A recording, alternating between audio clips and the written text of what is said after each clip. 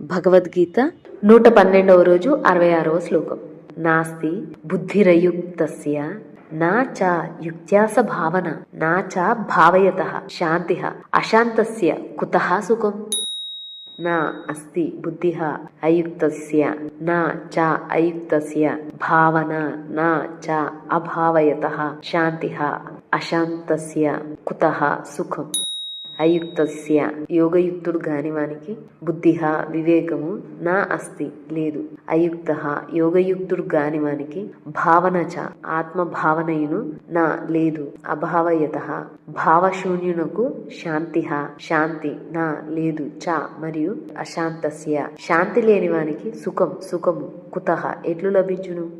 ఇంద్రియ నిగ్రహము మనోనిగ్రహం లేనివానికి వివేకము కలగదు. అట్టి మనిషిని అంతఃకరణమునందు ఆస్తిక భావమే కలుగదు.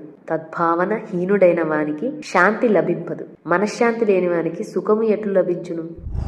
A person who lacks control of the senses and control of the mind cannot attain wisdom. Such a person has no spiritual feeling in his heart. A person who lacks this feeling cannot attain peace.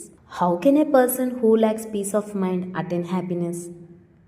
తన senses మీద కానీ మనసు మీద కానీ నియంత్రణ లేని అతనికి జ్ఞానం విజ్డమ్ అనేది రాదు. ఎప్పుడైతే జ్ఞానం రాదో ఆ కమాండ్ ఆ విశ్వాసం అనేది రాదు. ఆ ఫెయిత్ ఈ విశ్వాసం లేని అతను పీస్ని ఎప్పుడు పొందలేడు. యద్భావం తద్భవతి అంటారు. ఎలా అయితే అనుకుంటాం అలా. అసలు తద్భావనే లేని ఒక హీనుడైన వారికి ఎప్పుడు అనిశ్చితంగానే ఉంటాడు. సో మనశ్శాంతి లేని వ్యక్తి సంతోషాన్ని ఎట్లా పొందగలడు. ఎక్సలెంట్ ఇదైతే.